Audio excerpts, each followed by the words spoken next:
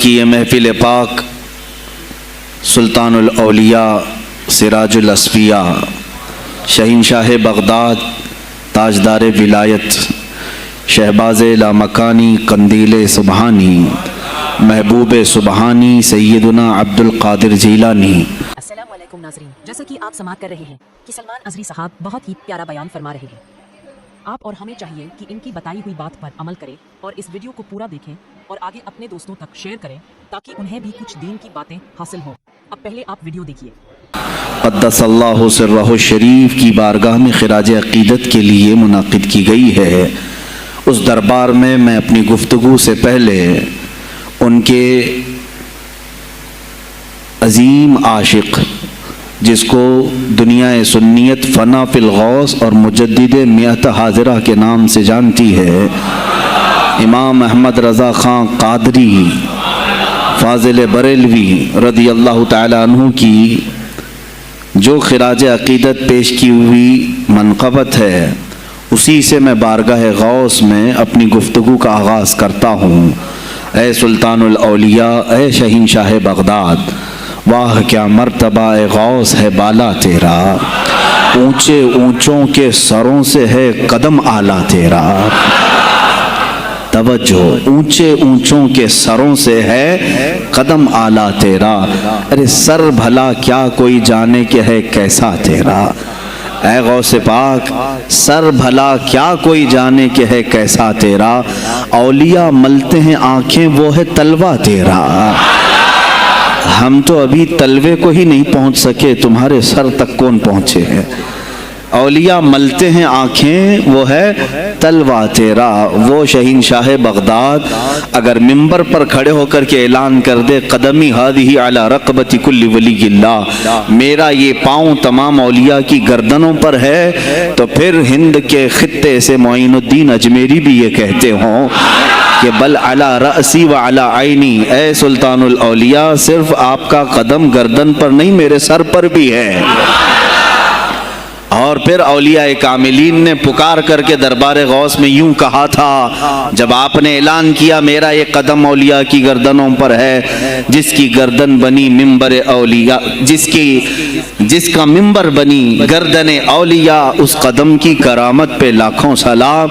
انہوں نے جب اعلان کیا تو کیا اولیاء کاملین نے جواب میں کیا کہا تھا؟ جواب میں کیا کہا تھا؟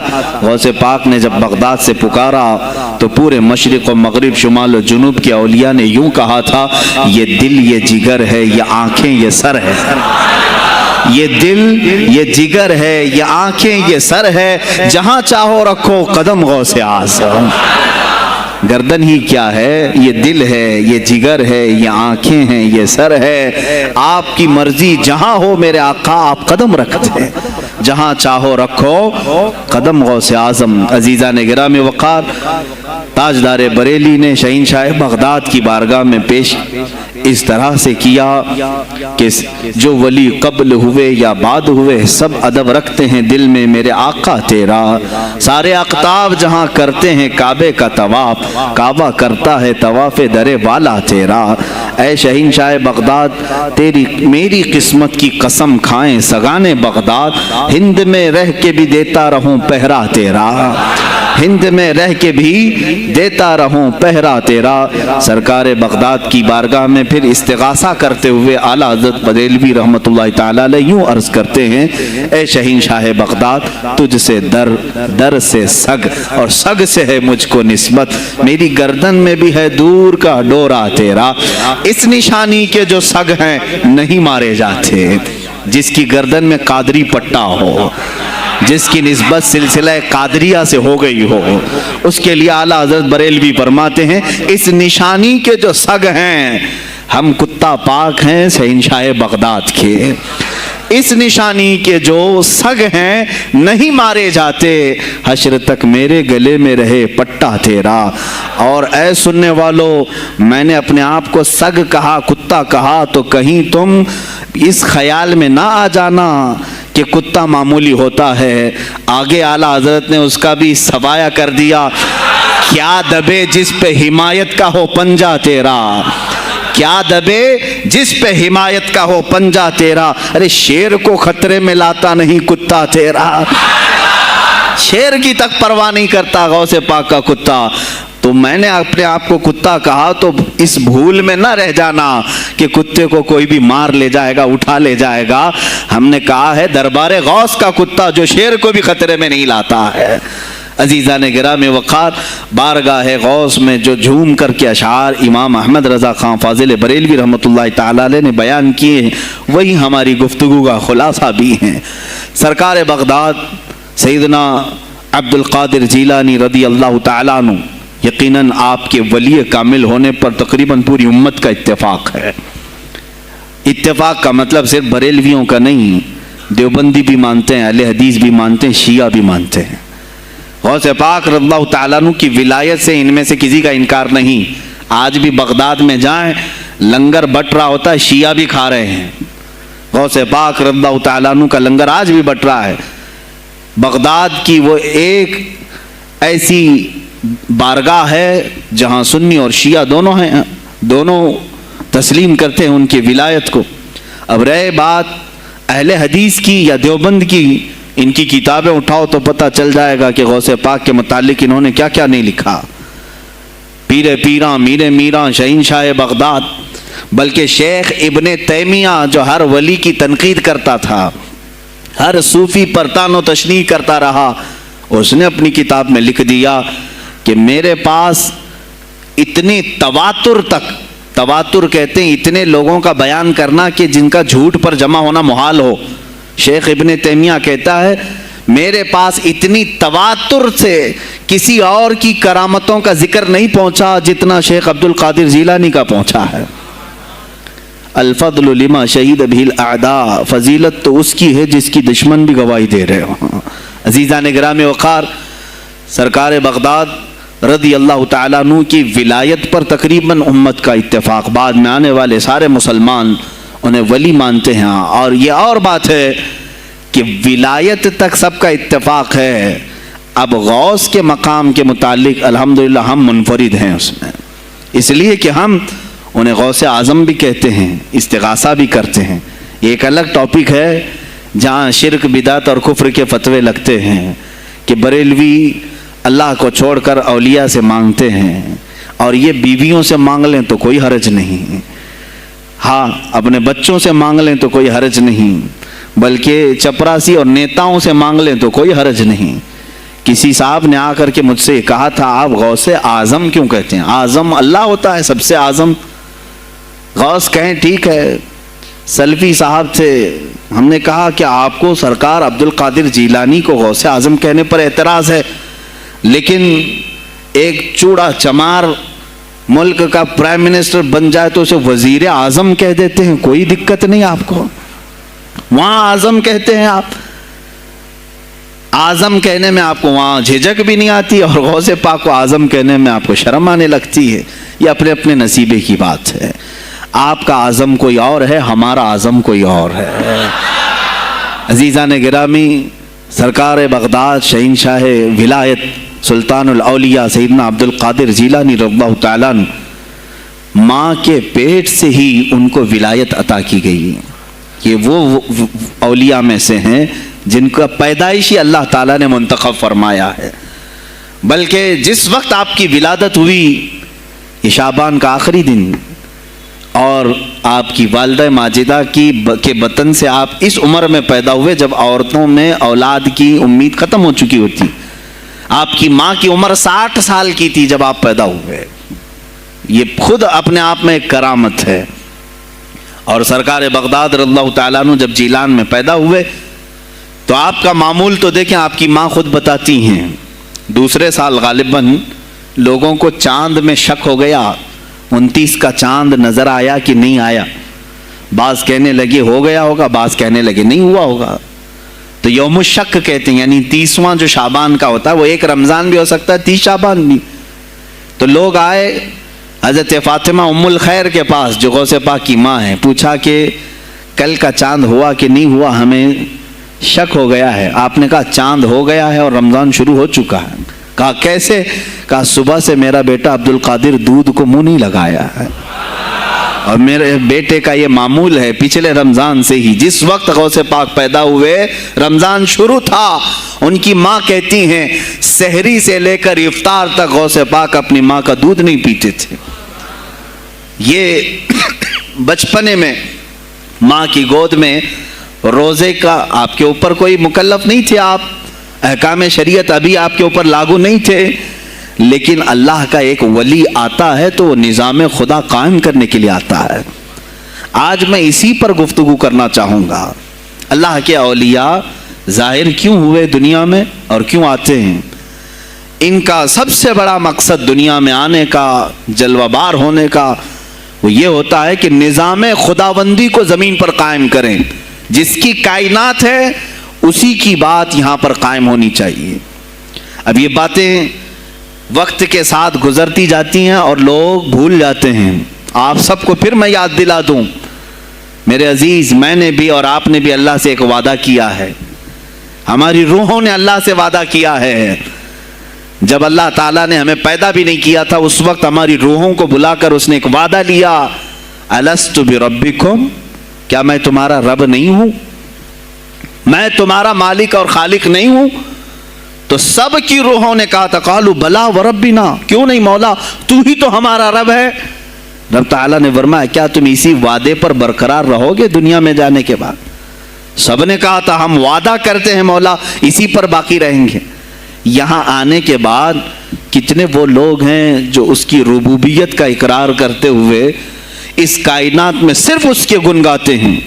کفار و مشرکین تو وعدہ خلاف ہیں، توڑ دیے، انہوں نے اللہ کے علاوہ کسی اور کو خدا بنا لیا، لیکن تم نے اللہ اکبر تو کہا، زبان سے تو تم نے تسلیم کیا، لیکن تمہارا رہن سہن یہ بتاتا ہے کہ تمہارا مالک کوئی اور ہے، کسی اور کو راضی کرنے میں لگے ہوئے ہو، کسی اور کی دریوزہ گیری کر رہے ہو، کسی اور کی خوشامدی میں کھڑے ہوئے ہو، درباروں کے آستانوں کے دروازوں پر تمہارا کھڑا ہونا گھنٹوں پر کسی کو راضی کرنے کے لیے، یہ تمہارا عمل بتاتا ہے کہ تم نے رب اعلیٰ کو اکبر نہیں سمجھا۔ وعدہ تو تمہاری روحوں نے کیا تھا کہ تیرے سوا کسی کو ہم حاکم نہیں تسلیم کریں گے، حاکم اعلیٰ صرف اللہ ہے۔ اولیاء کاملین یہی بات یاد دلانے کے لیے آتے ہیں، پھر تمہیں یہ یاد دلانے کے لیے آتے ہیں، اور جس شان سے وہ دنیا میں آتے ہیں بچپن سے ہی ان کے حالات ایسے ہوتے ہیں کہ شریعت طاہرہ کی پابندی ان کے ہر قول و عمل میں نظر آتی ہے، ہر قول و عمل میں۔ اس لیے کہ ہم جس کی زمین پر ہیں اور جس کی آسمان کے نیچے ہیں، بات ہوگی تو صرف اسی کی ہوگی، بات ہوگی تو صرف اسی کی ہوگی۔ مجھے ایک بات یاد آتی ہے، سرکار مفتی اعظم ہند رحمۃ اللہ تعالی علیہ، آپ کے سامنے کوئی صاحب تقریر کر رہے تھے، یہ زمین سب کی ہے، ان کی بھی ہے، ان کی بھی ہے، ان کی بھی ہے۔ آپ نے کہا چپ رہو، زمین اللہ کی ہے اور صرف اللہ کا نام ہو۔ یہ سب کی ہمت نہیں بولنے کی، زمین اللہ کی ہے اور اللہ ہی کا، یہاں پر اللہ ہی کی بولی بولی جائے، اسی کے لیے زیب دیتا ہے۔ جس کے گھر میں رہ رہے ہو اسی کی بات کرو۔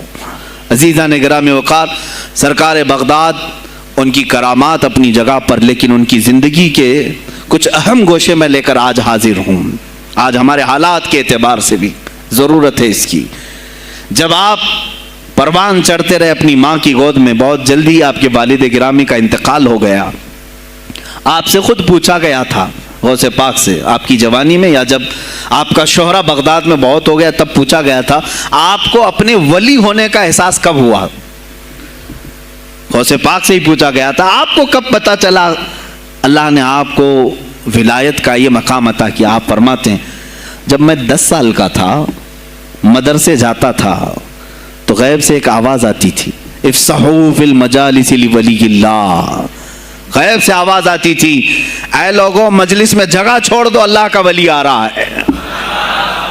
یہ آواز صرف میں نہیں، میرے استاد بھی سنتے، وہاں بیٹھے شاگرد بھی سنتے، اور سب کھڑے ہوتے تھے، جگہ دیتے تھے۔ غوث پاک فرماتے ہیں جب ہر بار مجھے یہ آواز آنے لگی تب مجھے احساس ہوا کہ اللہ تعالیٰ نے مجھے ولایت کا تاج پہنایا ہے۔ پھر آپ کو لہو و لعب میں، کھیل کود میں نہیں رکھا گیا۔ فرماتے ہیں ایک بار میں صرف ایک گائے کی پونچھ پکڑنے کی کوشش کر رہا تھا، گائے پلٹ گئی، فصیح عربی میں کہنے لگی अलिहादा खुलित अम बिहादा उमिरत या अब्दुल कादिर, ऐ अब्दुल कादिर क्या तुझे इसी काम के लिए पैदा किया गया, या तुझे अल्लाह ने इस काम का हुक्म दिया कि मेरी पूंछ पकड़े? गौसे पाक फरमाते हैं मैं चौंक गया कि एक जानवर मुझसे अरबी में बात कर रहा है। और उसके बाद वो गाय खुद कहने लगी, ऐ अब्दुल कादिर तुझे अल्लाह ने अपनी मखलूक के लिए बनाया है, अपने बंदों को राह रास्त पर लाने के लिए। गौसे पाक फरमाते हैं इसके बाद जिंदगी में कभी खेल कूद की ख्वाहिश भी नहीं आई, खेल कूद की ख्वाहिश भी नहीं आई, कभी तस्वुर भी नहीं किया। और जब आप जीलान से निकलकर बगदाद आए, बगदाद के जो हालात थे वो आपने बहुत करीब से मुशाहिदा किया। मेरे अजीजों, आज के जो हालात है ना, आज के जो हालात मैंने पढ़ा, इससे भी ज्यादा डेंजर हालात उस जमाने के थे। आज लोग हालात की शिकायत करते हैं, बहुत सारे उलमा मौलाना हमसे कहते हैं हालात अब सही नहीं है, वैसे नहीं है पहले। मैं तुम्हें गौसे पाक के हालात बताता हूँ। उस वक्त सियासी हालात क्या थे, उस वक्त सियासी हालात इतने खतरनाक हो चुके थे। बगदाद में शियों ने अपना गढ़ जमाया था, यहां तक कि हर आलिम पर, हर वाइज पर, हर इमाम मस्जिद पर पाबंदी थी। सैयदना अबू बकर सिद्दीक और हजरत उमर का कोई नाम नहीं ले सकता था, कोड़े मारे जाते थे। शेखैन का अगर किसी ने नाम ले लिया, किसी आलिम ने, कोड़े मारे जाते थे। खलीफा वासिक बिल्लाह तक ये तारीख चली बगदाद में, और सल्तनतें टूट चुकी थी। सियासी हालात इस कदर खराब हो चुके थे, छोटी छोटी टुकड़ियों में बट चुके थे मुसलमान। मिस्र की तरफ देखें तो फातिमी हुकूमत कायम हो गई थी, वो अपने आप को फातिमी कह रहे थे। बगदाद में अब्बासी खानदान हुकूमत कर रहा था, और वो भी सिमट करके सिर्फ बगदाद के अतराफ रह गई बस। फिर तुर्की की तरफ देखें तो सल्जूकी खानदान था, एक एक टुकड़ा हुकूमत कर रहा था, और ये ही आपस में दस्त बगरेबां थे, एक दूसरे से लड़ रहे थे। और फिर प्लस इस पर ऐसा कि बाजंतीनी जो ईसाई थे, सलीबी थे, इन सल्तनतों को आपस में लड़ा करके इस कदर शिद्दत पैदा कर चुके थे कि बगदाद वाला मिस्र नहीं जा सके, मिस्र वाला तुर्की ना आ सके। फिर इधर बुखारा, समरकंद, नेशापुर, ये जो रशिया में है आज, उज़्बेकिस्तान वगैरह में, यहाँ अलग एक सल्तनत कायम थी, और हिंद में अलग कुफरिस्तान था। सब जगह अलग अलग हालात थे, और मुसलमानों के लिए उस जमाने में ऐसे हालात हो गए जैसे लॉकडाउन अभी का सेम। मैं आपको बता दूं सिचुएशन, लॉकडाउन में क्या हुआ था मालूम है? ये हमारे तलबा देखें 8 महीने से बैठे हुए हैं, मदारिस में नहीं गए, हिफ्ज़े कुरान कर रहे थे, आलिम दीन बन रहे थे, मदरसे बंद है ना, घरों में बैठे कुछ तो आवारा गर्दी कर रहे हैं। इसी तरह कॉलेज के बच्चे भी, स्कूल के बच्चे भी, सब छूटे हुए हैं लॉकडाउन की वजह से। सेम यही सिचुएशन उस जमाने में हुई। बगदाद इल्मी मरकज था, कूफा और बसरा इल्म के मरकज थे। आपसी रंजिशों की वजह से बादशाहों की तलबा एक जगह से दूसरी जगह का सफर नहीं कर सकते थे। बगदाद के सारे मदरसे बंद पड़े हुए थे, क्योंकि तलबा आ नहीं सकते। कहां से आए तुम? मिस्र से आए, वापस जाओ, इस सल्तनत में क्या कर रहे हो? इस तरह की सख्तियां। यहां तक कि यही जमाना है जब हसन बिन सबाह नाम का एक ऐसा मुनाफिक जिसने उस जमाने के बादशाहों को खरीद लिया और कुछ लोगों को नशे का खूगर बनाया। हशीशीन वगैरह आपने सुना होगा, सलाउद्दीन अय्यूबी का जमाना है ये। गौसे पाक से सिर्फ 4 साल बाद सलाउद्दीन अय्यूबी आए, सिर्फ 4 साल बाद। उस जमाने में हसन बिन सबाह ने हजारों नौजवानों को नशे का आदी बना दिया था, हजारों नौजवान। और कैसा नशा, कोकेन, अफीम वगैरह सब तो लेकर के तो लोग होश में आ जाते हैं। वो ऐसा था कि उसने जो नशा दिखाया था, एक छोटे से कमरे में उनको रखता और उन्हें बताता कि ये दरख्त हैं, ये नहर है, ये महल है, ये हूर है, तो उसे वो जन्नत ही समझते थे। और फिर उस कमरे से बाहर निकालता उसको, तड़प तड़प के आदमी मर जाता कि मुझे मेरी जन्नत में वापस करो। वो जन्नत नहीं, कमरा होता था, लेकिन नशा उसे ऐसा कराया जाता था कि उस कमरे को वो जन्नत समझने लगता था। اور ان نوجوانوں سے کیا کرایا جاتا تھا؟ ان کو نشے کا عادی بنا کر کے باہر نکالا جاتا، انہیں ٹارگٹ دیا جاتا، فلاں مجلس میں جاؤ، فلاں خلیفہ کو قتل کرو، فلاں وزیر کو مارو، فلاں سپاہیوں کو مارو، فلاں عالم دین کا قتل کرو، اور وہ اپنا ٹارگٹ پورا کر کے آتے اس لیے کہ انہیں نشہ چاہیے تھا۔ وہ 1 دن 2 دن سے زیادہ اس نشے کے بغیر رہ نہیں پاتے ہیں، وہ اپنا ٹارگٹ کرنے کے لیے اپنی جان بھی جوخم میں ڈالتے ہیں۔ اس طرح کے کئی حملے خلفاء پر کرائے حسن بن صباح نے، اور جانتے ہیں میں نے آج تاریخ دیکھی، حسن بن صباح نے علماء اہل سنت کو اس زمانے کے 40,000 علماء کو قتل کرایا۔ یہ وہ زمانہ تھا جب بغداد کا حال یہ تھا کہ نشہ زیادہ ہو چکا تھا، علم دین کے مراکز بند ہو رہے تھے، اور علماء بولنے میں ہچکچا رہے تھے، ڈر رہے تھے، اور سلطنتیں آپس میں ایک دوسرے سے ٹکرا رہی تھیں۔ جو خلیفہ بیٹھتا وہ نہایت عیاش قسم کا خلیفہ آتا تھا۔ اکثر خلیفہ عیاش آئے، ان کے حریم میں، ان کے حرم خانے میں، یعنی ان کے محل میں 40 عورتیں ہوا کرتی تھیں جن کے ساتھ وہ وطی کرتے، جمع کرتے، جبکہ وہ مسلمان خلیفہ ایک بادشاہ کے لیے چاہے کوئی بھی ہو 4 سے زیادہ کی اجازت ہے، 40 کنیزاؤں کے ساتھ وہ زندگی گزار رہے ہوتے، اس میں عیسائی بھی ہوتی، یہودی بھی ہوتی، سب قسم کی ہوتی۔ یہ خلفاء کا حال تھا۔ تم کیا کہہ رہے ہو ہمارے زمانے کو؟ ارے حالات برے ہیں، حالات برے ہیں۔ ابھی اور میں بتاؤں کتنے برے حالات اس زمانے میں تھے۔ علماء کو کوڑے مارے جاتے تھے اگر بولے۔ ارے شیخین کا نام لینے پر پابندی بغداد میں لگ گئی ہو، اس سے بڑا اور ظلم کیا ہو سکتا ہے؟ سیدنا ابو بکر صدیق، حضرت عمر کا نام لینے پر کوڑے مارنے لگائے جاتے۔ ایسے حالات میں شہنشاہ بغداد سیدنا عبد القادر جیلانی بغداد آئے ہیں جب آپ کی عمر صرف 18 سال کی تھی۔ 18 سال کی جوانی میں آپ نے ملاحظہ کیا، حالات کو دیکھا، تعلیم حاصل کی بڑے بڑے اساتذہ سے۔ آپ کے اساتذہ فقہ میں الگ ہیں، حدیث میں الگ ہیں، تفسیر میں الگ ہیں، علم کلام میں، کئی علوم و فنون پہ آپ نے مہارت حاصل کی۔ اس کے بعد حالات دیکھ کر کے آپ نے کیا کہا؟ یہ اب یہاں سے میں ہر ایک عالم دین کے لیے بشمول من میرے لیے نصیحت سمجھتا ہوں، غور سے سن لیں۔ غوث پاک رضی اللہ تعالیٰ عنہ کی زندگی میں ایک موڑ ایسا آیا، اور شاید میں نے بھی کبھی کئی مرتبہ اس طرح سوچا ہے، میں کمپیئر نہیں کر رہا ہوں، لیکن سنیں، حالات کو دیکھ کر کے غوث پاک نے جنگل کا رخ اختیار کر لیا۔ کیا لینا دینا ہے اس دنیا سے؟ اور آپ خود فرماتے ہیں کہ میرے دل میں یہ ارادہ تھا، نہ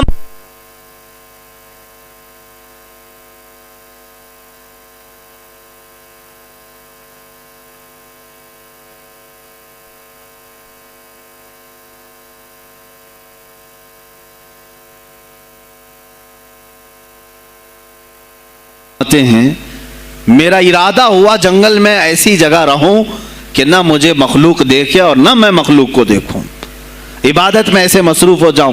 جنگلوں میں آپ عبادت کرتے رہے، لیکن فرماتے ہیں مجھے غیب سے آواز آئی اللہ رب العزت کی طرف سے، کہا اے بندے قادر، آپ کا نام ہی عبد القادر ہے، اے قادر کے بندے، تجھے اللہ نے جنگلوں کے لیے نہیں بنایا، امت مصطفیٰ کی رہنمائی کر، خلق خدا تجھ سے نفع حاصل کرے، واپس آ جا۔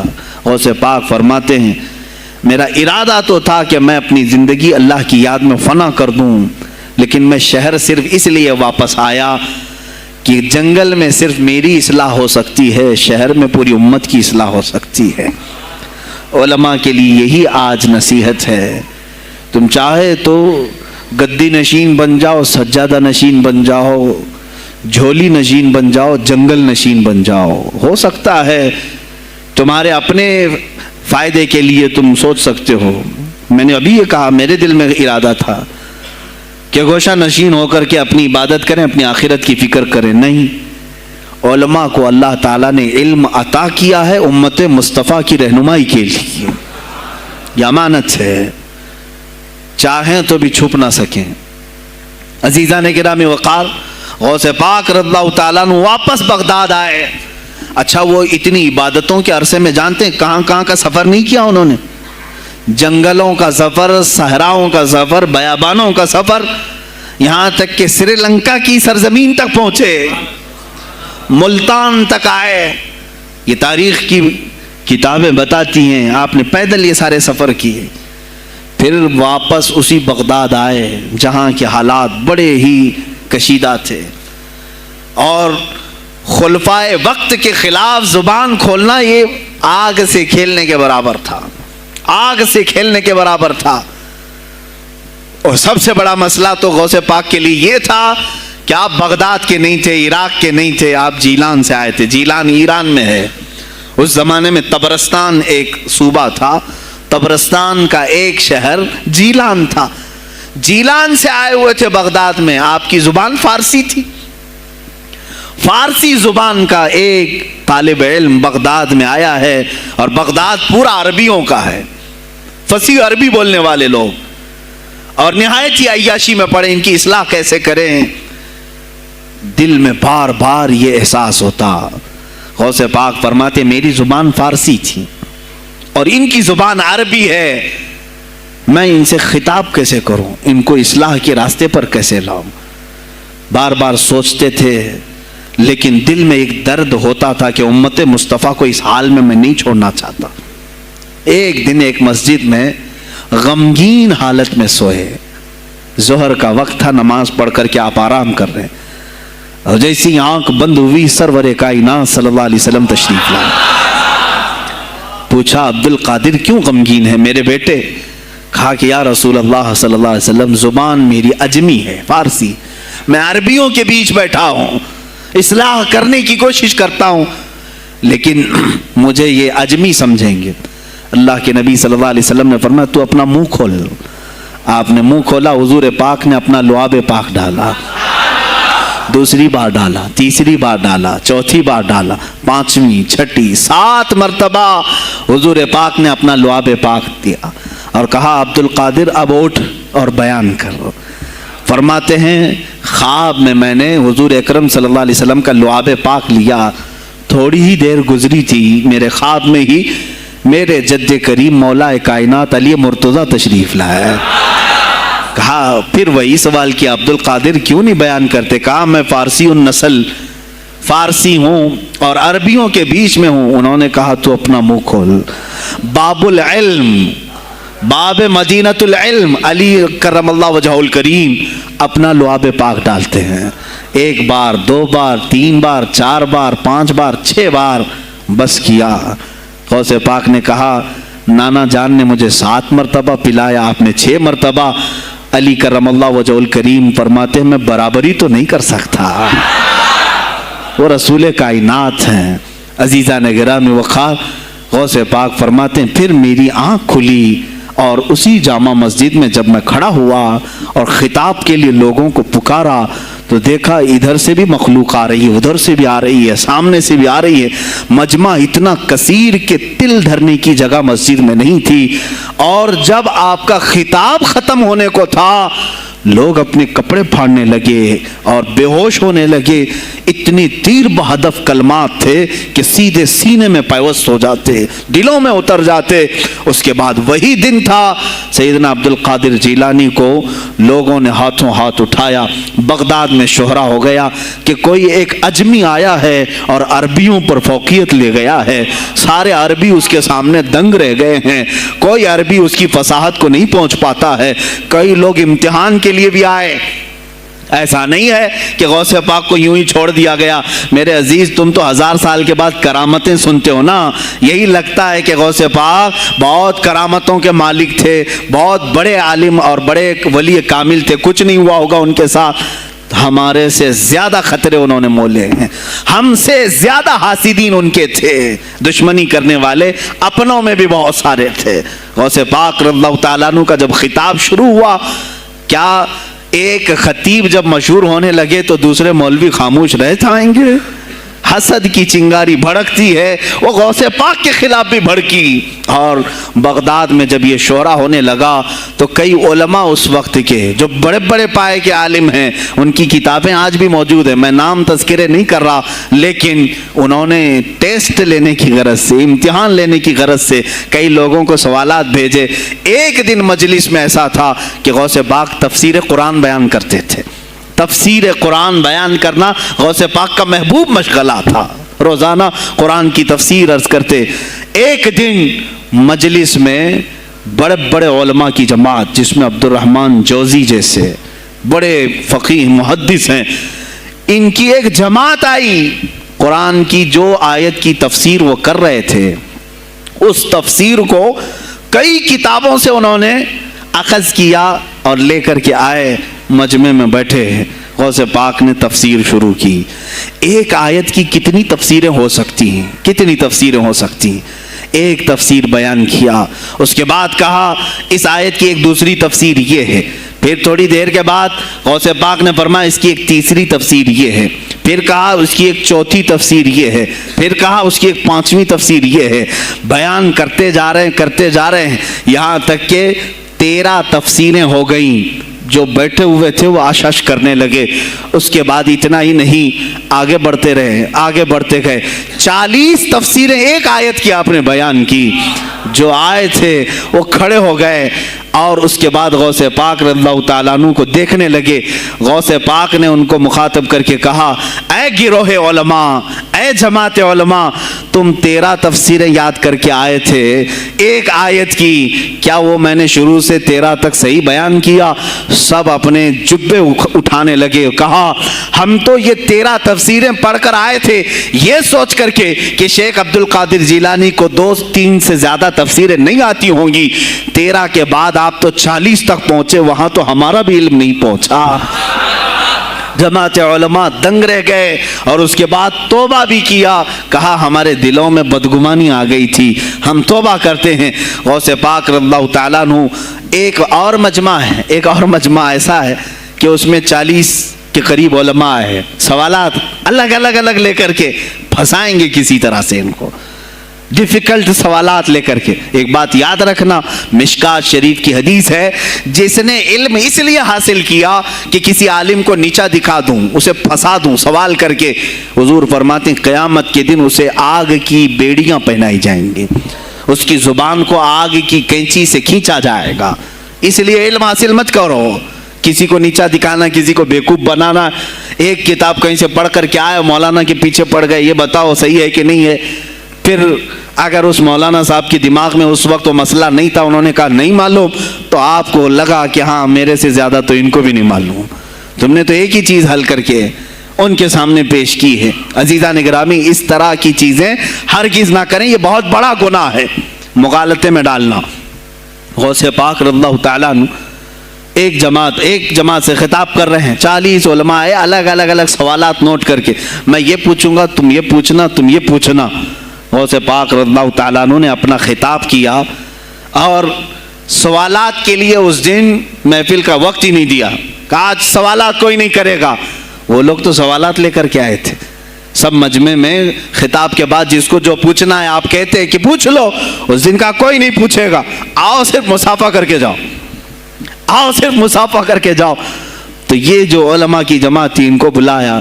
ایک آتے ان کو سینے سے سینہ لگاتے اور کہتے تیرا یہ سوال تھا، اس کا یہ جواب ہے. دوسرا آتا اس سے کہتے تو یہ گھر سے سوچ کے آیا تھا، تیرا سوال یہ ہے، اس کا جواب یہ ہے. اس طرح 40 سے مصافحہ کیا، معانقہ کیا.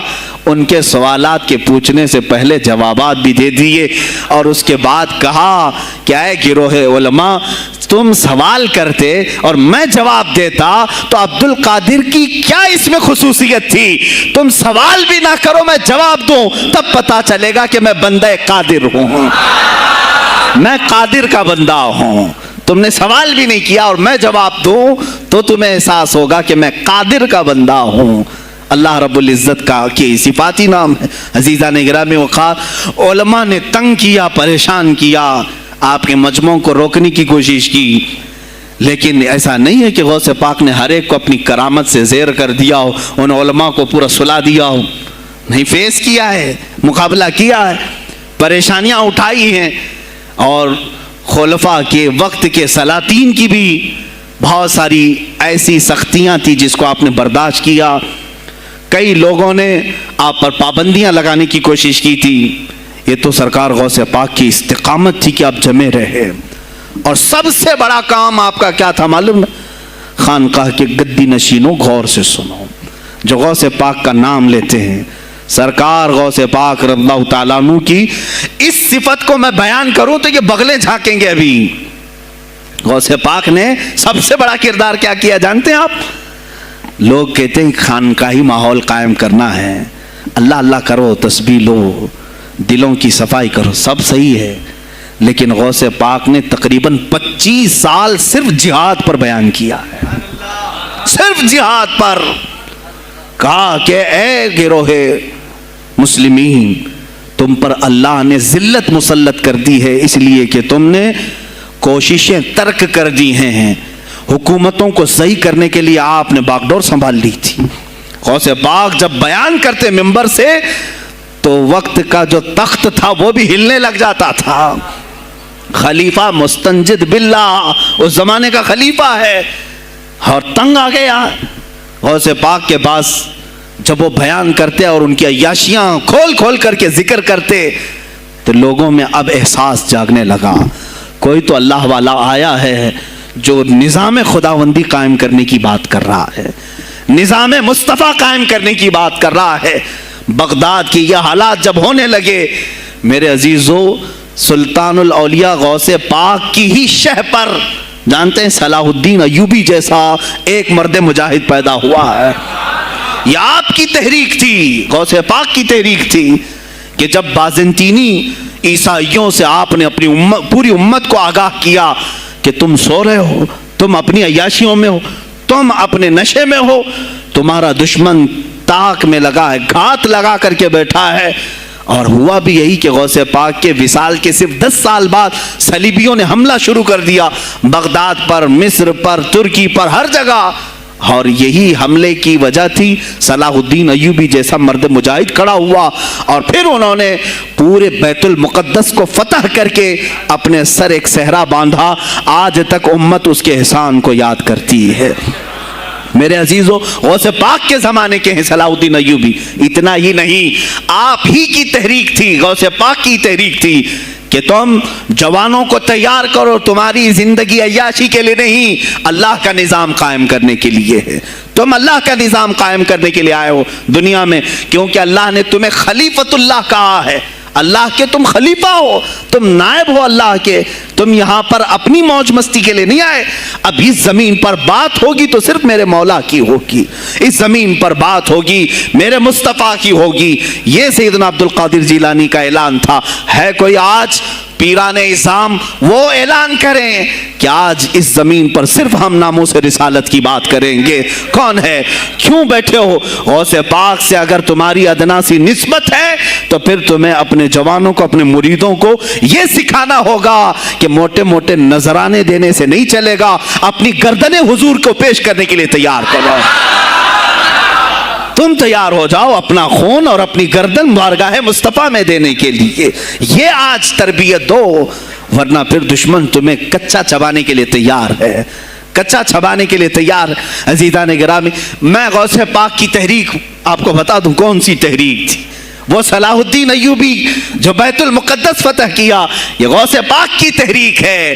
اور پھر چند سالوں کے بعد پورے عالم اسلام میں جو خلافت عثمانیہ قائم ہوئی, غازی ارطغرل جو آئے, یہ تحریک بھی غوث اعظم کی پیدا کی ہوئی تھی. آپ نے جوانوں کو متحرک کیا تھا اور پھر امت کا وہ شعور بیدار کیا تھا جو ان میں مردہ کر چکے تھے کچھ حکومت کے کارندے. میں سمجھتا ہوں اس وقت جتنے خلفاء بیٹھے ہوئے تھے خلافتوں پر, تخت پر, جو نام کے مسلمان تھے, یا اس کو ہماری زبان میں سمجھ لیں سب کانگریس کے تھے, جو منافق تھے, یعنی دکھتے تھے بس, لیکن اندر سے سب نفاق ہوتا تھا, نفاق ہوتا تھا. ہاں میں صاف کہوں گا, بغداد میں بھی کانگریس کا خلیفہ رہا ہوگا, مصر میں بھی اور ترکی میں بھی, اور نیشاپور میں بھی اس لیے کہ مسلمانوں کے خون چوس کر کے تخت پر بیٹھ تو جاتے لیکن پوری زندگی گزر جاتی، میرے مصطفیٰ کا نام تک نہیں لیتے تھے، ان کو بٹھاتے تھے مسلمان۔ آج آپ بھی تو یہی کر رہے ہیں، یہی کر رہے ہیں۔ ہم اپنا اپنا سمجھ کر کے جن کو اوپر تک بٹھاتے ہیں، پوری زندگی چھان مار کر کے دیکھ لو، کب یہ نظام قرآن کی کبھی بات کیا ہے؟ کبھی میرے مصطفیٰ پر آنے والی آنچ کے لیے یہ کھڑا ہوا ہے؟ کوئی نہیں کھڑا ہونے والا ہے۔ ان کے سفید کرتے اور ان کے سفید پاجامے سب کفن بن کر رہ جائیں گے اور کچھ بھی نہیں ہوگا۔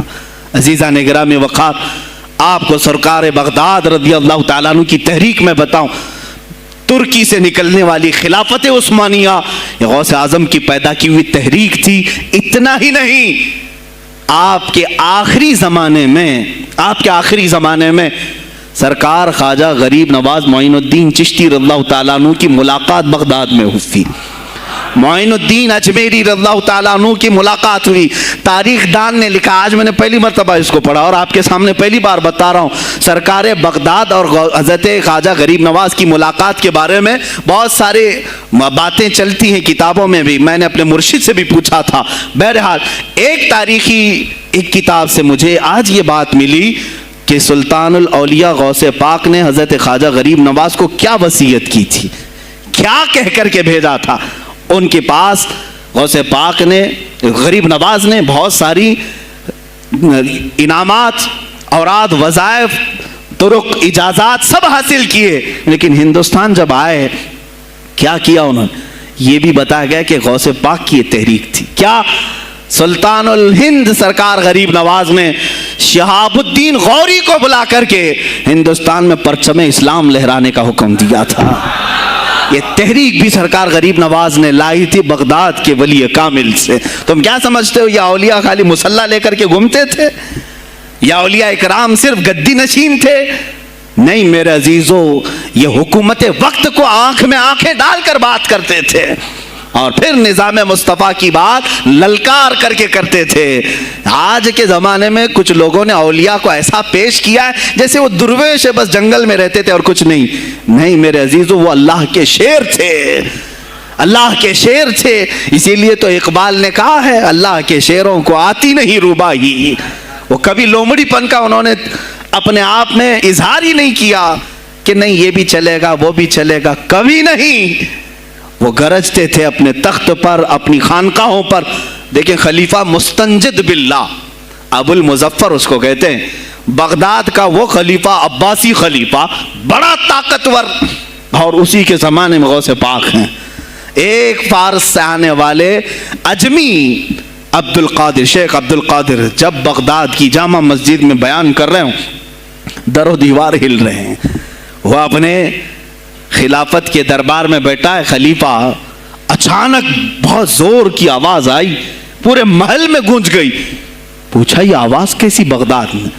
لوگوں نے معلوم کر کے بتایا کہ شیخ عبد القادر جیلانی نے چھینک ماری، ان کے مریدوں نے صرف جواب دیا ہے۔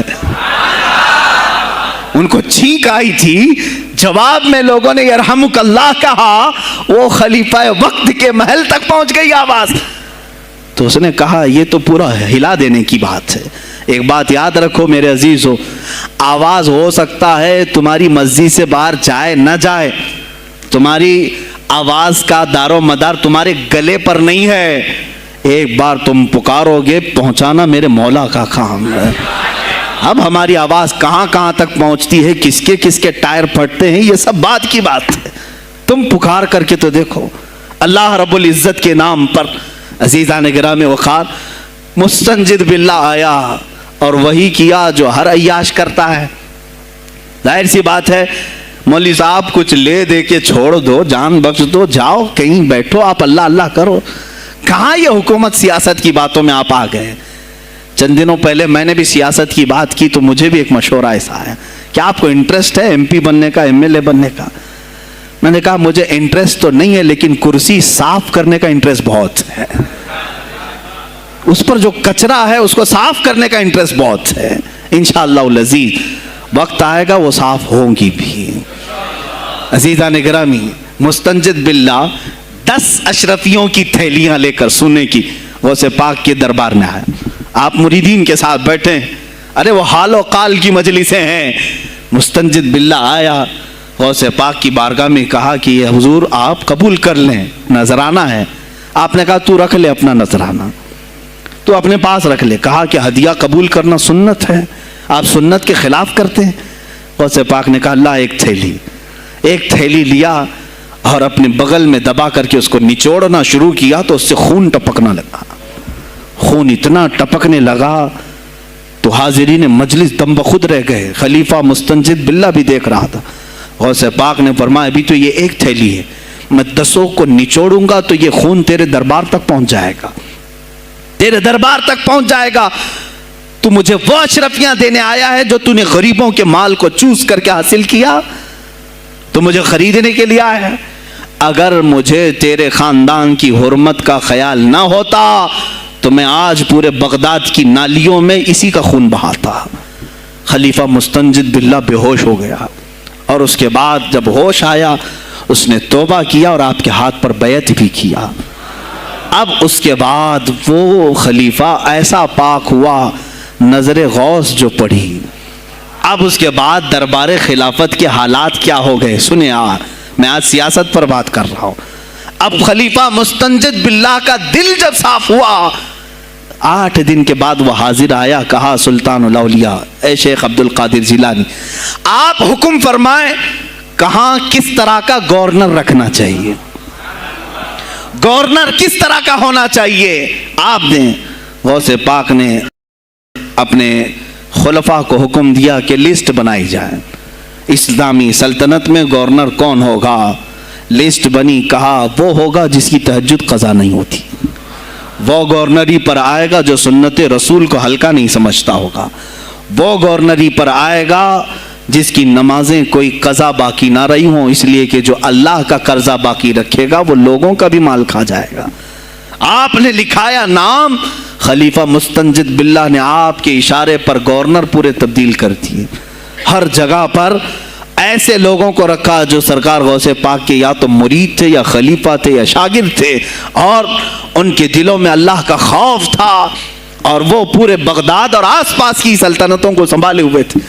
ایک وقت ایسا آیا کہ وہی چند سال پہلے جو بغداد نشے میں ڈوبا ہوا تھا, 10 سالوں کے بعد لوگ کہنے لگے کہ آج بغداد ایسا لگ رہا ہے جیسے عمر بن خطاب کا زمانہ آ گیا ہو, عمر بن خطاب کا زمانہ آیا ہو.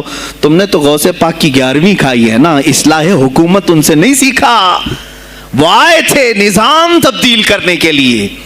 آج میں علماء سے بھی یہی کہوں گا, تم حق بات تو پہنچاؤ قوم تک.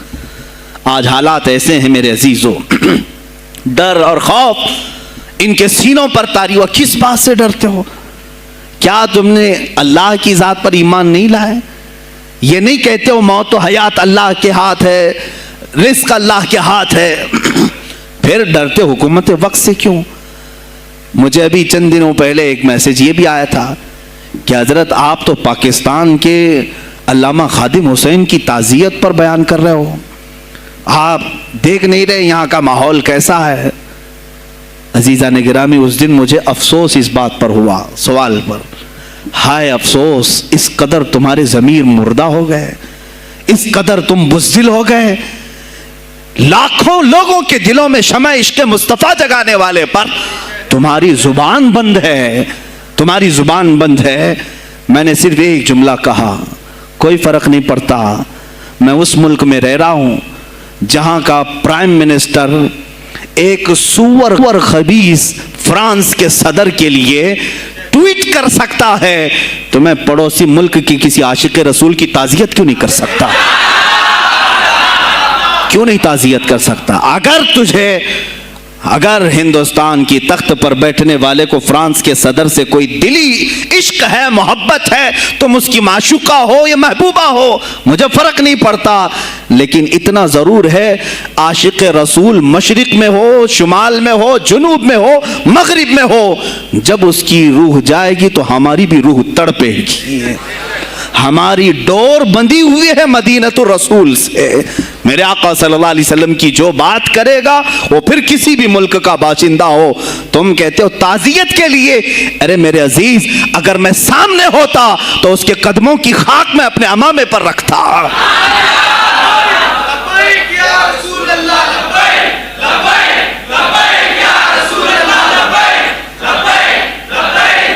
अजीज़ान गिराम वक़ार, ये बहुत खामोशी हमने इख्तियार की, बहुत खामोशी, कोई बात नहीं। तुम देखोगे हालात ख़राब होने की जो शिकायत आज कर रहे हैं उलमा, तुम सब के सब जाओगे। मुझे अभी बच्चों ने बताया कोई कांग्रेस के लीडर का इंतकाल हो गया तो पीर साहब ताज़ियत के लिए बाहर खड़े हो गए, बाहर आ गए। हम उनकी ताज़ियत करते हैं। डूब मरो चुल्लू भर पानी में, तुम्हारी गद्दी पे ही मर जाओ। तुम्हारी ज़ुबानों पर जब आशिक़ रसूल के लिए ताज़ियत के अल्फाज आने में हिचकिचाहट आती है, कौन सा इश्क़ रसूल, कौन सा कलमा तुमने पढ़ा है? गौसे पाक की अगर तुम्हारे अंदर ज़रा बराबर भी निस्बत है तो मैं कहूँगा मेरे अजीज़ों, सुल्तानुल औलिया गौसे पाक आशिक़ रसूल ही नहीं, फ़ना फिर रसूल थे। मेरे नबी की बात पर अगर कोई उंगली भी उठाता, आप या तो अपनी करामत से उसका मुंह तोड़ जवाब दे देते। किसी ईसाई ने सिर्फ ये कहा था मेरे नबी ईसा अफजल है, वो मुर्दों को जिंदा करते थे, आपको जलाल आया। कहा मोहम्मद अफजल नहीं है इसलिए कि वो मुर्दे जिंदा नहीं करते थे। आप उसका हाथ पकड़कर कब्रिस्तान ले गए। मेरे नबी पर बात करता है, मैं तुझे जिंदा करके दिखाता हूं। अपनी करामत से मुर्दे को जिंदा करके दिखाया। अब बोल कौन अफजल है, ईसा अफजल है कि मैं अफजल हूं? तूने तो ईसा अलैहिस्सलाम को मुर्दे जिंदा करते देखा तो नहीं, लेकिन अब्दुल कादिर को सामने देखा।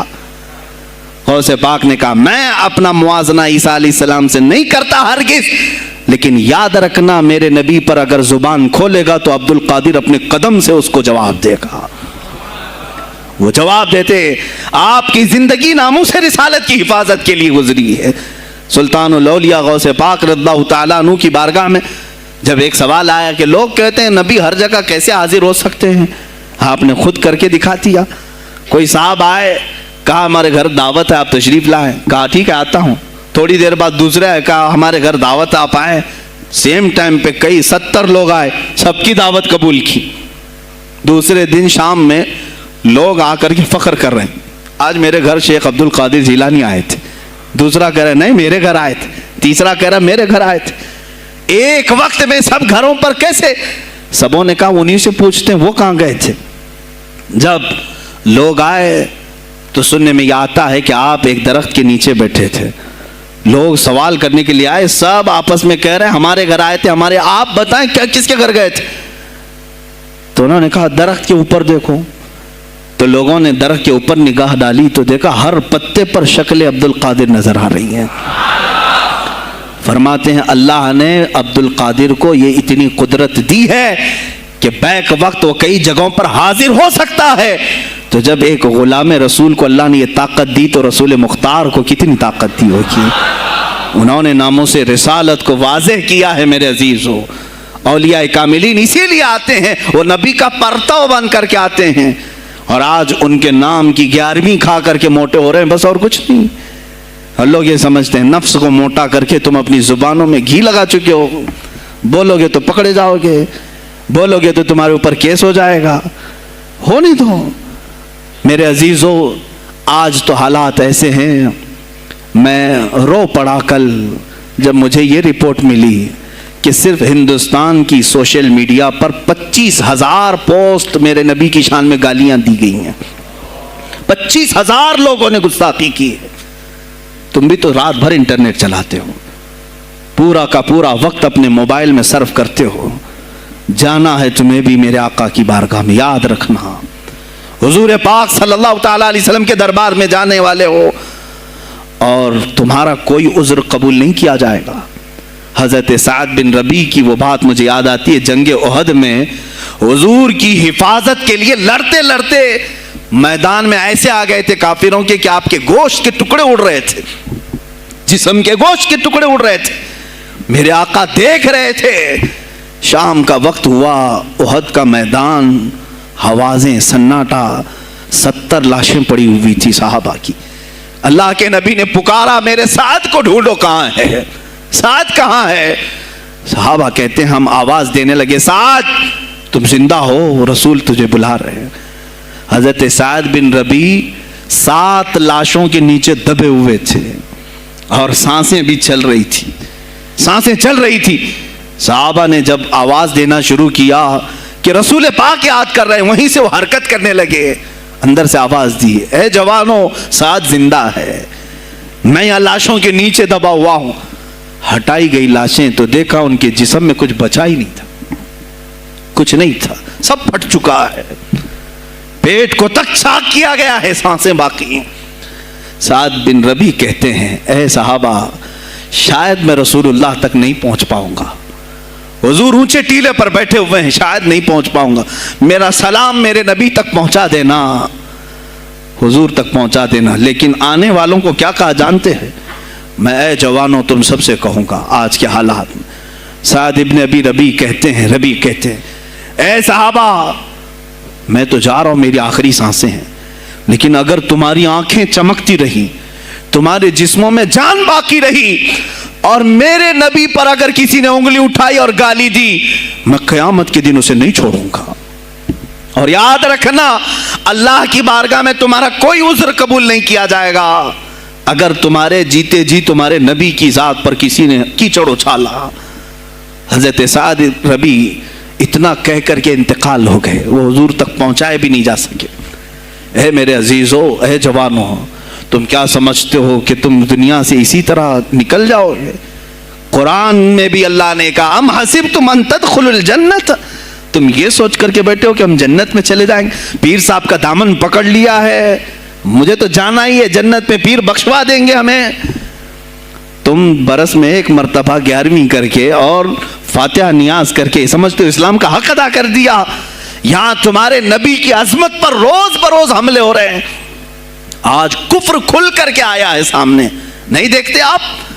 کفر کھل کر کے سامنے آیا ہے تعصب کے ساتھ، ہر شہر میں جاتے ہوئے گنڈے للکار رہے ہیں اسلام کے خلاف ہمارے ملک میں۔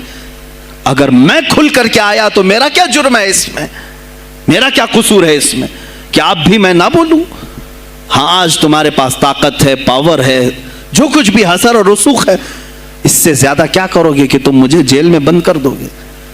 میں کل کی تفسیر میں بھی یہی کہا، ایک مولانا صاحب نے کہا کیا آپ اتنا بول رہے ہیں، آپ پر ایسے ایکٹ لگائے جائیں گے کہ زندگی بھر آپ کی ضمانت ہی نہیں ہوگی، آپ پر ایسے قانون لگائے جائیں گے کہ آپ کی زندگی بھر ضمانت ہی نہیں ہوگی۔ میرا دل یہ کہتا ہے اے لوگو، اس طرح جی کر فائدہ بھی کیا؟ ایسی آزادی کس کام کی جس میں روز اٹھتے ساتھ میرے نبی کی شان میں گستاخیاں ہم سن رہے ہوں اور حضور کو کوسا جا رہا ہوں، ہم کھاتے پیتے گھوم رہے ہوں؟ اس سے بہتر ہے کہ جیل کی کوٹری میں ہم زندگی گزار لیں، کل بارگاہ مصطفیٰ میں اٹھنے والا چہرہ تو رہے ہمارے پاس۔ اگر اللہ کے نبی صلی اللہ تعالیٰ علیہ وسلم نے سوال کر لیا پکڑ کر کے کہ تیرے زندگی میں، تیری جوانی میں مجھ پر تو لوگ رنگیلا رسول کہہ رہے تھے، تو کیا کہہ رہا تھا؟ تو کیا کہہ رہا تھا اس زمانے؟ تم کیا کہو گے؟ اے اللہ کے نبی میں مزدور تھا، میں کچھ نہیں کر سکتا تھا، میں غریب تھا، کام کاج کرتا تھا، میں کچھ نہیں کر سکتا تھا۔ یاد رکھو اس وقت میرے آقا تمہارے سامنے بلال حبشی کو لا کر کھڑا کر دیں گے۔ یہ کیا تھا بلال؟ یہ تو غلام تھا، اس کی پیٹھ پر سل رکھ کر کے پیٹھ گلا دی جاتی، تب بھی اپنی زبان پر میرا نام لینا نہیں چھوڑتا تھا۔ تم کون سی مزدوری کی شکایت لے جاؤ گے؟ بہانہ کرو گے اللہ کی بارگاہ میں، رسول کی بارگاہ میں بہانہ کرو گے؟ اے گروہ علماء، تم کو اللہ نے ممبر دیے ہیں خطابت کے لیے، اللہ نے اپنے رسول کا ممبر تمہیں دیا ہے، اس لیے نہیں کہ تم حکومت کی خوشامدی کرو، تم اپنے وقت کے طاغوتی قوتوں کی خوشامدی کرو، اس لیے نہیں، بلکہ آج تم سے قوم مصافحہ کر کے ہاتھ چومتی ہے صرف اس لیے کہ تمہاری زبان پر نام مصطفیٰ ہے۔ آج علماء کی جو عزت ہے صرف اس لیے، تمہاری پگڑیاں، تمہارے جبے دیکھ کر کے قوم عزت نہیں کرتی، صرف اس لیے ان کے دلوں میں تم مچلتے ہو کہ تم مصطفیٰ کریم کی باتیں کرتے ہو۔ علماء کو جاننا چاہیے کہ تمہاری عزت نبی سے وابستہ ہے۔ آبرو مازا نام مصطفیٰ است، ہماری آبرو، اقبال نے کہا تھا، ہماری آبرو نام مصطفیٰ سے وابستہ ہے۔ اگر اسی نام کو کسی نے چھیڑا تو پھر ہمارا جی کر مطلب کیا ہے؟ ہم کس کام کے؟ میں ایک مثال سے سمجھاتا ہوں. مسجد ہے, دیوار کے پینٹ کو اگر کسی نے کھرچ لیا تو ہو سکتا ہے معاف کر دیں, ہم اس کو چھوڑ دیں. کسی نے لکیر نکال دی دیوار پر, ہم چھوڑ دیں اس کو. لیکن میاں وہ ہمارے سامنے آ کر پلر ہلانے لگ گیا اور مسجد کا یہ پلر توڑنے لگ گیا, خاموش بیٹھو گے؟ اور اگر تم خاموش بیٹھے تو اس کا انجام کیا ہوگا؟ اس نے پلر ہلایا تو صرف پلر نہیں ٹوٹے گا, یہ چھت پورا سب کے اوپر گرے گا. آج ظالم کفار پورے تمہاری جڑ کو ہلا رہے, میرے نبی کی ذات کو, سیدھے مصطفیٰ کریم کی ذات کو ہلا رہے ہیں. اللہ کے حبیب صلی اللہ تعالی علیہ وسلم کی ناموس کو ہلکے میں مت لینا میرے عزیزو. لاکھوں جانیں جاتی ہیں, جائیں اسلام پر. حضور اکرم صلی اللہ تعالی علیہ وسلم کی ذات کو ہلکے میں مت لینا. اور اگر انہوں نے ہلانا شروع کیا ہے اگر حضور کی ذات پر, حیرت ہو رہی, 25,000 پوسٹ تم میں سے کس نے کمپلینٹ کی ہے؟ سائبر کرائم کو کمپلینٹ کر سکتے تھے. ہمارے جذبات کو ٹھیس پہنچا ہے. ہم آزاد ملک میں رہ رہے ہیں, میرے نبی سے چھیڑ چھاڑ کیوں ہو رہی ہے؟ کسی نے آواز اٹھائی؟ کچھ ہیں اللہ ماشاءاللہ, کچھ علماء, کچھ وکلا اس کے پیچھے لگے ہوئے ہیں. لیکن میرے عزیزو, ہر مسلمان کا یہ حق ہے, تمہاری نسبت رسول پاک سے ہے. اب انہوں نے ہلانا شروع کیا تو انتظار کرو, جس دن یہ چھت گرے گی عذاب بن کر سب پیچھے جائیں گے, سب اس میں گرفتار ہوں گے. انشاءاللہ العزیز ہم مہم چھیڑیں گے, ہم مہم چھیڑیں گے اس بات کی. اگر آج تم کثرت میں ہو تو اس کا کیا مطلب, جو چاہے تم کر لو گے. ہم اتنے گئے گزرے تو نہیں ہیں کہ ہمارے نبی کے اوپر بھی تم چلے جاؤ. ہاں ہمیں رون دیا, ہمیں مار دیا, ہمیں قتل کر دیا, سب برداشت کر لیا, لیکن اب اس سے آگے نہیں برداشت کریں گے انشاءاللہ العزیز. میں آواز دیتا ہوں اسی منبر سے, اے گروہ علماء, اے جماعت صوفیہ, اے خانقاہ کے گدی نشینوں, باہر آؤ. آؤ حکومت وقت سے ایک مطالبہ یہ کرو, اے حکومت وقت کے تخت پر بیٹھنے والوں, ہمارے ہند میں پارلیمنٹ میں بھی ایسا قانون پاس کرو کہ کوئی میرے نبی کی ذات پر بھونکے تو اسے موت کی سزا ہو جائے. ہم یہ چاہتے ہیں. اگر اس قانون کو تمہیں لانے میں کچھ زندگیوں کی ضرورت ہے تو یہ فقیر حاضر ہے اور میرے ساتھ بھی کچھ تمہارے لیے حاضر ہوں گے. لے لو ہماری جانیں اور ایک قانون ایسا بنا دو تاکہ قیامت تک پھر یہاں پر کوئی نہ بھونکے میرے نبی کی ذات پر. تم قانون صرف میرے نبی کے لیے نہیں, تم اپنے دیوی دیوتاؤں کے لیے بناؤ, شانتی سے رہو. ہم نے کبھی تمہارے خلاف بھونکا نہیں ہے, ہم نے کبھی دیوی دیوتاؤں کو چھیڑا نہیں ہے, اس لیے کہ اسلام اس کی اجازت نہیں دیتا. ہم گالی نہیں دیتے, ہم اسلام کی حقانیت سے بیان کرتے ہیں. لیکن خاموش رہنے کی یہ سزا ہمیں دی جا رہی ہے کہ ہمیں گالیاں دیتے دیتے یہ اب ہمارے نبی تک پہنچ گئے, ہماری ماں عائشہ صدیقہ تک پہنچ گئے, اور ہمارے تمام اکابرین اسلاف تک پہنچ گئے. اور 25 کروڑ کی تعداد میں خاموشی یہ اچھی نہیں ہے میرے عزیزو, اچھی نہیں ہے. آج افسوس اسی بات کا ہے جن کو اللہ تعالیٰ نے اپنے نبی کی نیابت عطا کی ہے, وہ نائب رسول ہیں یا کسی خانقاہ کے گدے نشین ہیں. تم یہ مت سمجھ لینا کہ تمہارے آبا و اجداد کمال کے تھے, بزرگان دین تھے, تم چھوٹے جاؤ گے. نہیں, سوال تو ہوگا, تمہیں سوال ہوگا, مجھ سے بھی ہوگا. میں یہ نہیں کہہ رہا ہوں کہ میں کوئی الگ ہوں, سوال ہوگا. آؤ سر جوڑ کر کے ہم اس سلسلے میں کوشش کریں. غوث پاک رضی اللہ تعالیٰ عنہ کا یہی میسج تھا. ہندوستان میں شہاب الدین غوری نے جو پرچم اسلام لہرایا, وہ آج تک اس کی دین ہے کہ مسلمان زندہ ہیں, اب مسلمان باقی ہیں. پوری دنیا میں نظام کو صحیح کرنے کے لیے آواز اٹھانا یہ بھی اولیاء کاملین کی بات ہے, ان کی صفات ہیں. صرف اپنی خانقاہ میں اللہ اللہ اور ذکر کرانا ہی ان کا کام نہیں تھا, وہ دلوں کو تو دھلتے ہی تھے, لیکن جو نظام سنبھال رہا ہوتا اس کی باغ ڈور کو بھی دھلتے تھے, اس کی بھی صفائی کرتے تھے. تو اللہ کا ڈر رکھنے والا کرسیوں پر آئے, جو کسی کا خون چوسنے والا نہ آئے. عزیزان گرامی وقار, اپنے سیاسی شعور کو بھی بیدار کرو, سیاست کو سمجھو. تم کب تک استعمال ہوتے رہو گے؟ اب اس میں علماء کو بھی آنا چاہیے کہ ان کے سیاسی شعور کو بیدار کرے. تمہارے ساتھ آج جو کھیل کھیلا جا رہا ہے, تم ہر ایک کی جے وجے کرتے ہوئے ہر پارٹی کے پیچھے جاتے ہو. تم نے آج تک اپنا قائد نہیں ڈھونڈا, अपना कायद नहीं ढूंढा। और उनको देखो, वो कहते हैं कि अगर पेट्रोल 200 लीटर भी हो जाए तो हमारे कायद तो यही हैं, इसलिए कि हमारा हम मजहब है, वो हमारे मजहब की बात करता है। तुम्हारा कौन है मेरे अजीज? तुम किसी पर मुत्तफिक नहीं होते, और जो तुम्हारे लीडर हैं वो किसी और के पल्लू में छुपे हुए हैं, हाँ, किसी और की गोद में बैठे हुए हैं। जा जा करके ये सारे मुसलमानों को किसी और के यहाँ बेच करके आते हैं। ये सियासी शऊर बेदार करो। मुझे मालूम है मेरी ये बातों का सबसे ज्यादा एक्शन कौन लेगा, मुझे मालूम है। सबसे ज्यादा किसको खलबली मचेगी वो भी मुझे मालूम है। इसीलिए कि मैं उन सेकुलर पार्टियों के बारे में बोल रहा हूं जो चेहरा सेकुलर बता करके हम आप सबके वोट लेकर के चले जाते हैं, और फिर मुझे बताओ जिनको तुम अपना मसीहा समझ करके उनके पीछे जय जय करते घूमते रहते हो, तुम्हारे मजहब पर आज क्या हमले नहीं हुए हैं? क्या नहीं हुए? कश्मीर आज तक जल रहा है। कहाँ ये कांग्रेस क्यों नहीं बात करती है जो पूरे मुसलमानों की मसीहा है? कहाँ है वो समाजवादी, वो बीएसपी, फलां फलां फलां जो पार्टियां जिनमें सब मुसलमान जाते हैं?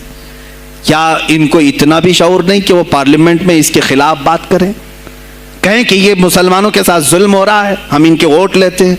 नहीं बात करेंगे। ये सिर्फ और सिर्फ तुम्हें इस्तेमाल करते हैं, और इन्हें मालूम भी है हमने इन सबको खरीदा है, इनके लीडरों के मुंह में अपनी जुबान रखी हुई, ये कोई बोलेगा नहीं, इन्हें मालूम है। तुम्हें ये अंदाजा नहीं मेरे अजीजों, आज मैं बोलूं तो लोगों को तकलीफ होगी। कश्मीर के ऐसे हालात हैं, रो रहे हैं वहां पर। एक मौलाना है, मस्जिद के इमाम हैं, उन्होंने कहा, बाज़ाब्ता हल्फिया कहा नौजवान मेरे पास नमाज के लिए आता था, उसने ये कहा कि हजरत क्या सुसाइड करने की इजाज़त है? कहा क्यों? कहा मेरे घर में कुछ लोग दाखिल हुए, मैं उनका नाम जिक्र नहीं कर रहा हूं, कुछ लोग दाखिल हुए, मुझे हाथ बांध करके खड़ा किया, मेरी माँ और मेरी बहन को नंगा किया, मेरे सामने कपड़े उतारे और उनकी इज्जत लूटी, और उसके बाद मुझे हाथ खोल करके छोड़ दिया। मुझे बताएं इसके बाद भी जीने का कोई मकसद रहता है? मुझे बताएं इसके बाद भी जीने का कोई हासिल है? ये सब तुम्हारे साथ भी होगा। जहां मेजॉरिटी उनकी मुसलमानों की थी वहां ये नंगा नाच करके दिखाया है, तो यहां तो तुम बहुत किल्लत में हो, तुम्हारे साथ बहुत कुछ हो सकते हैं अब भी अगर खामोश रहे। इसीलिए मैं बार बार कहता हूं, उठो वो घर ना हश्र न होगा फिर कभी, दौड़ो के जमाना चाल अपनी चल गया। तुम अपनी सियासत को मुंतखब करो, तुम अपनी क़ियादत को मुंतखब करो, और अगर अभी भी सियासी लाशऊरी की जिंदगी गुजारते रहोगे, लुक्मे बनते चले जाओगे, ये खाते चले जाएंगे। बात मैं सुल्तानुल औलिया गौसे पाक की कर रहा था, लेकिन मुझे ये हालात पर गुफ्तगू ज़रूर करनी है, इसलिए कि मुझे मालूम नहीं है कि मेरी ज़ुबान पर कब ताले लगाए जाएंगे या मेरी गर्दन पर कब छुरी फेरी जाएगी, मुझे इसका अंदाज़ा नहीं। लेकिन ऐ मुसलमानों, तुम मेरी ज़ात से उलझते हो तो उलझ जाओ, मुझे अगर ब्लेम करते हो, ताने मारते हो तो मार लो। चंद दिनों की बात है, जब तक मेरी सांसें चल रही हैं तब तक मुझे गालियां दोगे, लेकिन जिस दिन मैं भी दुनिया से जाऊंगा उस दिन तुम हमारी बातें याद रखोगे, उस दिन याद करोगे। मुझे अपने बच्चों को यही बताना है कि अब वो दौर आया है जहां मिंबरों से भी बोलने में अब घबराहट है। लोग अपने खौफ के मारे ऐसे हैं कि अपनी रोजी रोटी के चक्कर में मेरे मुस्तफ़ा की गालियां सुनना बर्दाश्त कर रहे हैं। देता है देने दो ना, हमारा क्या बिगड़ता है। इस पोजीशन में तुम आए हो आज, तुम्हारा इमाम जब इतना बुज़दिल है तो तुम्हारे दिलों में कौन सा ईमान बाकी रह जाएगा। इसलिए शऊर पैदा करो। अगर औलिया की निस्बत तुम्हारे दिल में जरा बराबर भी बाकी है तो उठो मेरे अजीज़ों, आप क़यामत के दिन जवाब दे होंगे मेरे नबी सल्लल्लाहु ताला अलैहि वसल्लम की अज़मत पर। आज जो हमले हो रहे हैं यह हमारी ज़िंदगी का सबसे बड़ा इशू है। आज मुतालबे करो, मांगो तो किस चीज़ को मांगो? बस ये है कि मेरी नबी की इज्जत सलामत रहे, मुझे दुनिया में और कुछ नहीं चाहिए। इतना मुतालबा तो कर सकते हो, इतना मुतालबा करो, और फिर देखो मेरे मुस्तफ़ा की तरफ से इनाम क्या मिलेगा, अल्लाह की तरफ से इनाम क्या मिलेगा। अरे वो मर्द कलंदर जो पाकिस्तान में अभी शहीद हुआ, किस बात का ऐलान करता था, किसको पुकारता था, किसको ललकारता था? صرف یہی تو بات کرتا تھا کہ تاجدار ختم نبوت، اور میدان میں معذوری کے ساتھ بھی آ کر کہتا تھا لبیک یا رسول اللہ، اے اللہ کے رسول میں حاضر ہوں، اپنی جان لے کر آیا ہوں۔ اور تم یاد رکھنا تمہاری ٹانگیں تو سلامت ہے، کل بروز قیامت ہو سکتا ہے تمہارا سامنا اس خادم حسین سے ہو، تمہاری ٹانگیں دیکھ کر کے پوچھی جائیں گی۔ معذور ہونے کے بعد جب کوئی میدان میں میرے نبی کی عظمت پر پہرا دینے کے لیے آ سکتا ہے تو تم نے اپنی ٹانگیں کس کام کے لیے رکھی تھی؟ میرے عزیزوں، میں نے جتنی طاقت مجھے اللہ نے دی میں بول رہا ہوں، اب اس کے بعد کا محاذ تمہیں سنبھالنا ہے، آگے کی ہماری فکروں کو تمہیں لے جانا ہے۔ شاید اس زمانے میں ہم جی رہے ہیں جہاں اتنی آزادی نہیں ہوگی، چھوٹی سی بات کو آج بہت بڑا بنا کر کے اسے ختم کیا جاتا ہے، لیکن مجھے اندازہ ہے اس بات کا، ہندوستان کی آزادی میں بھی میرے اکابرین میں 30,000 علماء نے اپنی جانیں دی ہیں۔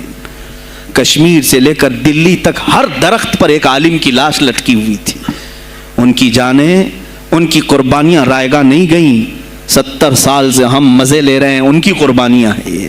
علامہ فضل حق خیر آبادی کو انڈمان نکوبار پوری زندگی کے لیے قید کر کے ختم کر دیا گیا، مزار بھی وہیں پر ہے آج۔